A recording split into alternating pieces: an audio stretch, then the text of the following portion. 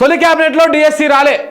ప్రభుత్వం ఏర్పడిన తర్వాత మొదటి మంత్రివర్గ సమావేశంలో మెగా డిఎస్సి ప్రకటిస్తామని ఎన్నికల్లో ప్రకటించింది కాంగ్రెస్ పార్టీ. కానీ ఇప్పటి వరకు 3-4 సార్లు కేబినెట్ మీటింగ్ జరిగినా కానీ మెగా డిఎస్సిపై మాత్రం క్లారిటీ రాలేదు.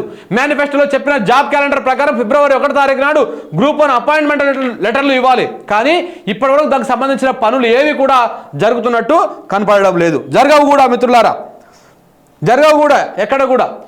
నిరుద్యోగుల గురించి మాట్లాడినటువంటి మన కోదండరామరెడ్డికి ఉద్యోగం వస్తుంది. నిరుద్యోగుల గురించి మాట్లాడినటువంటి కొట్లాడుతున్నట్టు కలరింగ్ ఇచ్చి ప్రజల్లో సింపతి పొందినటువంటి ఆ అకునూరి మురళి అనేటువంటి పుచ్చుకుగాడికి కూడా ఉద్యోగం వస్తుంది.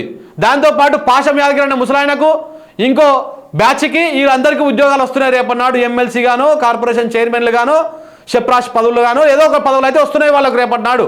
కానీ మన నిరుద్యోగులకు రావు ఉద్యోగాలు, ఎవరికి కూడా ఉద్యోగాలు రావు. ఈ కేవలము వీళ్ళ మాటలకు మాత్రమే పరిమితం అన్నమాట. ఇవన్నీ ఈ బ్యాచ్కి మొత్తానికి, ఈ మేధావులు అనుకున్నటువంటి ఈ దొంగ బ్యాచ్ మొత్తానికి వస్తున్నాయి ఉద్యోగాలు రేపు. ఇక ఎమ్మెల్సీ ఇస్తారంట మన ముసలాయన కోదండరామరెడ్డికి ఎమ్మెల్సీ ఇస్తారంట. గా ఎమ్మెల్సీ పదవి కోసమైనా ఇన్ని రోజులు పాకులాడింది.